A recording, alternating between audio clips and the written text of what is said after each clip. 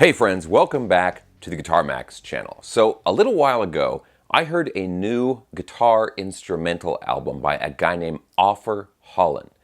I listened to it and I was thrilled that in 2022, somebody would make an album like this. The album is called Adrenalized and it perfectly captures that Shrapnel-era old school style of shredding that I love so much. And this album is the total package. The guitar playing is great, the production is great, the album artwork is totally radical, and he even released a very cool and very original music video for it.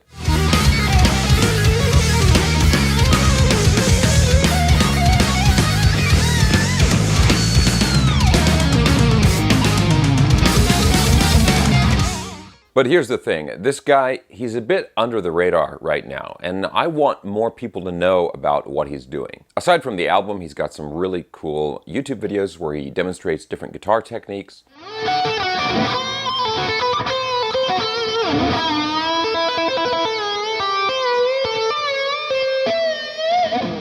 And I think that there's just a lot that guitar players can learn from him, myself included. So with that in mind, I did an interview with him and we talked about guitar playing, different guitar techniques, and we talked about the new album and how he was able to release such a polished album as his first solo release. So this interview is not very long, but it's packed with great info, and he even demonstrates a couple of cool guitar techniques. And overall, the interview was actually just very inspiring. In fact, it even inspired me to commit to releasing a new album next year, but you guys have probably already seen the video about that. Anyway, I will have a bunch of links down in the video description below to his new album and his channel and lots of other good stuff. But let's go ahead and check this out. Here is my interview with guitarist Ofer Holan. All right, man. So first thing I want to say, dude, is thanks a ton for coming on the channel and a huge congratulations on your new album. I've really been enjoying it, and obviously I want to tell people about it. But to me, the new album, it just totally captures that old school sort of like Guitar Hero, pyrotechnic kind of playing, you know, where some of my favorite guitar players, I think I hear the influences on this album, but you did it so well, dude. And yeah, thanks for coming on and congrats. Thanks so much, man. You've put a huge smile on my face. I really appreciate you wanting to do this interview, and I'm really happy to hear that it came through the music, you know? Excellent, excellent. Well, you know, I think the first thing I want to ask you about, obviously there are a lot of guitar players who are going to be watching this, and I think something that doesn't really get appreciated sometimes is how difficult it is to finish an entire album of music, right? And especially when it's really you're producing it yourself, I assume, and that kind of thing. Yeah, it was a long road, you know. It was a dream of mine since I was a kid, you know, growing on artists such as Marty Friedman, Jason Becker, these Shrapnel guys, you know. So it was always my dream. And when COVID started, it seemed like the perfect opportunity to really get into it because we were all stuck at home. And I could really focus, as you said, on this long journey to accomplish it. And yeah, it wasn't easy, but it was worth it, you know? So, you know, when I listened to the album and you're playing, and obviously you've got a YouTube channel with a bunch of cool guitar videos, different techniques you're showing and things like that. But when you're working on a project like that, you know, this full-length album, really well produced, I gotta say, you know, compliments on the production and everything. But how do you know, give us your secrets, right? Because there are so many guitar players who have these like half-finished ideas and stuff, and they can never quite get something finished 100% and release it. But I mean, how do you stay motivated to get something done and really just see it all the way through to the end, and then also have the guts to put it out for people to listen to, you know, because putting out something and saying, hey, this is the final product, you can judge it now, right? That's very, very difficult. So just, I mean, how do you go through that process and how do you stay motivated?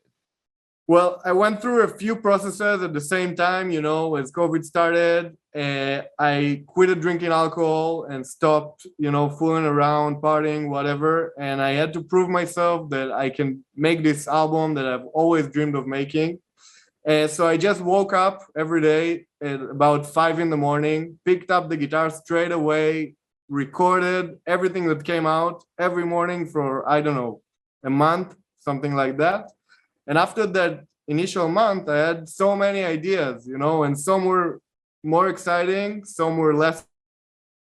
And I just picked it up, each idea at the time. After I had all the ideas laid out, every day I worked on a different song until the excitement levels went down a bit. And then I moved to another one. And after a while of doing that, I had about, I don't know, 12, 13 songs. And not all complete, but all at a level where I can say, all right, that's good, I want to keep it. That's bad, let's get rid of it, So after that phase, I talked to my friend Arya Aronovich, who also co-produced the record with me, and he mixed and mastered everything. So we met and we went through the songs, and he gave me some feedback. What should I keep? What should I improve? And yeah, as you've said, the hardest point is really getting to that place where you say, all right, that's the final stage. Let's put it out for the world to hear. But it's the most exciting place because you get rid of all of these things, or what if it's not good enough? What if blah, blah, blah, And so, yeah, it's great.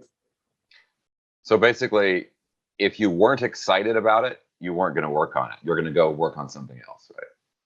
Exactly. And also, as I've mentioned, I was in kind of a special place in my life where I decided to change the way I was living, my whole lifestyle. Before it, I was kind of living this rock and roll lifestyle, drinking, partying, looking for girls, whatever, playing in local bands. And when COVID started, it went to another extreme of doing that at home, drinking alone at home, whatever. And then I just decided to quit it all and focus on music. And that's where the album really came into fruition. Well, I want to talk about your, some techniques, some really cool techniques that you're using on the album. But before I get into that, tell us just kind of briefly about like your musical background, because obviously you've been playing for a long time. I mean, you have a really solid technique, very advanced abilities. So just kind of briefly, like, what's your background like? Thank you. Well, I actually come from a musical family. My uncle is a pretty famous jazz musician here in Israel. He wrote some pretty big books that all drummers use when they learn in here. So he always tried to push me into playing. At the beginning, I played trumpet on the age of 9. And I did it just because he told me to, but then it bored me. I want rock and roll. So he said, all right, check it out. He showed me Jimi Hendrix on Woodstock, and I just fell in love with guitar. And I said, all right, I want a guitar. And he took me out, bought me my first guitar. And I knew that's what I want to do my whole life. Before it, I was into skateboarding. And I always had this kind of a life-consuming hobby, I would call it, And I just went all in. And I stuck to it. And I went from loving Jimi Hendrix, Richie Blackmore, the big old school guitar players, to Marty Friedman, Megadeth, Jason Becker, Eddie Van Halen, Dimebag Darrell, the whole array of different guitar players. And yeah, picking up bits and pieces from each one of them that I really love, and that became my style. It's funny when you talk about playing the trumpet, and I played violin in the very beginning, and it was the same thing. Like I played it for a few years, and I'm just like, man, this, can I play some? I want to play guitar, right? I want something more exciting. Totally. So on the album, I mean, obviously, you mentioned some guitar players that I think are household names to a lot of people. Jason Becker, Marty Friedman, guys like this. And I definitely hear that influence on the album. But there's a couple of techniques on here on the album that I think you've really not just mastered in a sense of a technique, but the way you worked them into the music was so good. And one of them is your whammy techniques, which is, there's a lot of them on the album. And then also the tapped harmonics, right? Which is a simple technique, but it's difficult to really execute it well. Like, can you just talk a little bit about those techniques? Maybe you can, if you want to, you can demonstrate them. Yeah, sure. Actually, yeah, let's do it. So the tapped harmonics definitely came from Eddie, Eddie Van Halen or Dimebag. For example, on California Sunset, the second track, I've got this thing going. And that's an obvious Eddie Van Halen ripoff. But with the whammy bar, I kind of really like the way that you can manipulate tones with, like going like that.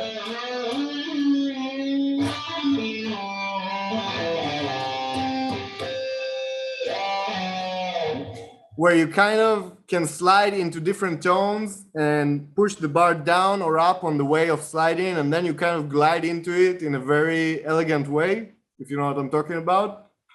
So when I figured that kind of thing out, I just fell in love with it and I really wanted to master it. And it's not like I had a practice routine, all right, today I'm going to do this and that 5 hours a day. It was just fooling around and, watching different guitar players that I really like and how they use the whammy bar. And then checking out how would that kind of thing would sound. And that kind of diving on an open string and, just fooling around, really. Cool. Yeah, I mean, that's really good stuff. And one of the, I think, most difficult things for techniques like that is, because if you're just sitting with the guitar and messing around and you've got the amp cranked up, it's fun. But to work that into a song, I think is really, really challenging sometimes. And you did a really good job of it. I mean, can you think of either a particular guitar player or even better, a particular song that you originally heard that kind of sparked like, hey, like that's a really cool one to listen to, and like that's kind of sparked that idea for the technique? You mean for the whammy technique or for the tapped harmonics?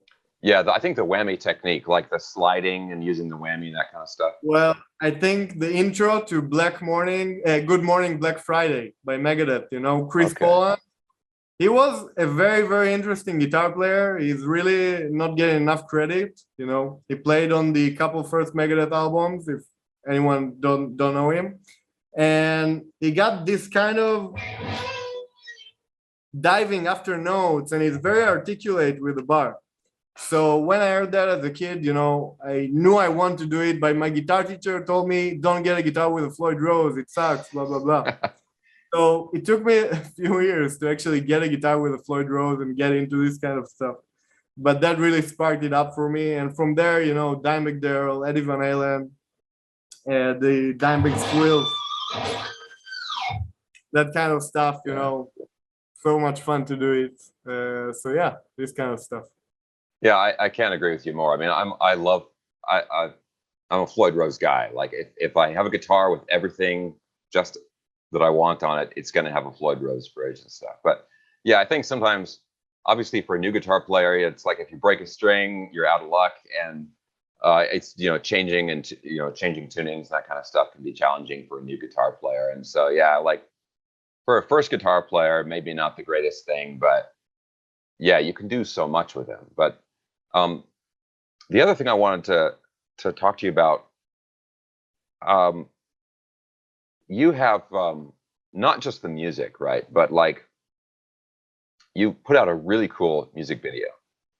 And yeah, and also the artwork of the album is so cool. And so like let's talk a little bit about the artwork, and then I want to talk a little bit about your music video. So the artwork, it looks like to me you were in a plane that caught fire and you bailed out and you're coming down like on the planet, I assume, to deliver like an amazing guitar solo when you land or something. Is that the idea? That's a good take on it, but not exactly. Well, okay. The first idea was I was an adrenaline junkie from the moment I was born. Yeah, skateboarding, riding bikes, I want to be a professional skateboarder as a kid. And then guitar, going to the heavy metal thing, it's also packed with adrenaline, live shows and whatever. So I wanted to call the album Adrenalized. And actually, the idea of the video and the album cover kind of connects with Uri Geller. If you don't know, Uri Geller is the guy who bends spoons and stuff. Me and Uri met a few years ago. And after we've met, we want to collaborate in some way. He's a very nice guy. He's actually in his 70s and he's very open-minded. And we actually met. I wanted to ask him some stuff about, how did you do it? How did you become so famous worldwide from bending spoons? And he actually agreed to meet me in a hotel and invited me for lunch. And he told me, you got to do something extreme. You got to do something no one's done before. Do the craziest thing you can do, like jumping off a plane with your guitar. And when he said it, it kind of clicked with me. Well, I can't really jump from a plane with a guitar, but I'm going to make it into an album cover. So yeah, it was a combination of loving the adrenaline related stuff to doing something extreme that no one's done before. Well, yeah, it's an awesome album cover. I mean, just the album cover alone, I think, is worth like getting a poster or something like that. I mean, it's really definitely awesome. Going to do it. And a big credit to Dan Goldsworthy, the guy who drew it. He's a very talented guy, and we actually became great friends along the way of working on it together. He's a great guy. I love him. So the other thing you mentioned there, so Uri Geller, like I saw your music, he's in the music video, right? There's a big part in the music video.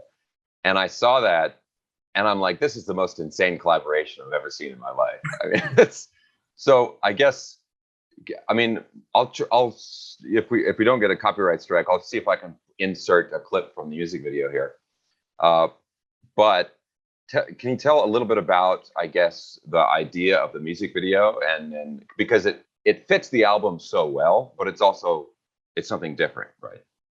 Yeah. First of all, thank you. And the song Spoonbender, it's like the most different song on the album, right? It's not a classic heavy metal song or shred type of song or whatever. It's kind of a live band song that was more inspired by Eric Johnson, live band going and fooling around with bass and drums. And so we picked it up as a single because it's more popish sound-wise. And the idea was to do something with Uri, but we really didn't know what would we want to do, him bending spoons, or it would just look foolish. And actually my friend who directed it, he came with the idea of combining it with the kids and the TikTok stuff, them joking about me being a boomer and this kind of modern type of kids, right? And yeah, I'm really happy that you said that it fits the album, because to me at the beginning, the video clip was a bit not me in a way, because I'm really not this type of guy who only gets disappointed by modern kids or whatever. I'm not into social media so much on a personal level, Well, you could have made something that was just like a very obviously 80s music video, right? But the thing I like about the music video is that obviously you personally have that style and a lot of the guitar playing does, but the video is very, very clearly like taking that into modern times and blending those things together. I think that's kind of what makes it so different. What makes it work really well. Yeah, and props to the director and everything too. I'll tell him. And yeah, it came out really unique eventually, because that idea was really unconventional in our world of heavy metal rock and roll, So I'm very happy we went in this direction. And Uri was just the best, he's so cooperative. He had so many cool ideas. He let us into his museum and fooled around with us the whole day. It was awesome. So the other thing, I'm kind of hoping, whenever I hear a new album that really is like, oh, this is great, I always hope that other people will listen to it, and this will kind of inspire other people to create similar music, right? So I'm hoping that this album, like, I don't know, starts a new like shred guitar renaissance or something like that. That'd be awesome. I wish, man. The whole point of putting out new music is to inspire people, right? Like, right. People music inspired us back in the day. So I really wish that would happen. And also, I just hope people will enjoy it, Well, I think the last thing I just want to talk about is obviously, in addition to the music you're doing, you have a YouTube channel, and you've got some really cool skills and techniques that you share on that. You had a really good video talking about the Nuno Betancourt arpeggios that I really like. But yeah, I guess, I'll put, for everybody watching, I'll put links down in the video description below to your channel and of course the new album and that kind of stuff. But I guess, is there anything, maybe you can like give us a little hint? Is there anything coming up soon on your channel that is going to be cool? Thanks so much. Yeah, I'm planning on making videos to all the solos at the album. Right now, I mean, I don't know if I'll do a full-length song because that would be long, and I want to keep it more specific into cool parts. Right now, I'm working on a full show to the album release here in Israel, in Tel Aviv. So yeah, I just want to make really cool segments of songs into videos on my YouTube channel. I also teach people some parts, some cool parts. And yeah, I got to put some more work into the YouTube channel. It's so much fun. Awesome. Well, dude, thanks a ton for coming on, man. And yeah, I just, again, congratulations on the album. It's really polished. It's just a really nice, full, complete guitar shred album. It's just a great guitar album. And yeah, I'll put, I'll share the album and all that stuff down in the video description below, and just really want to encourage people to check it out. But yeah, man, thanks a ton, dude. Awesome, man. Really appreciate it. Thanks so much for doing this interview with me. No problem. Okay, guys, thanks a ton for watching. Again, I'm going to have links down in the video description below if you want to check out his channel or his new album. Guys, I hope you enjoyed the video. If you did, give me a thumbs up, subscribe if you haven't already, and I'll talk to you soon.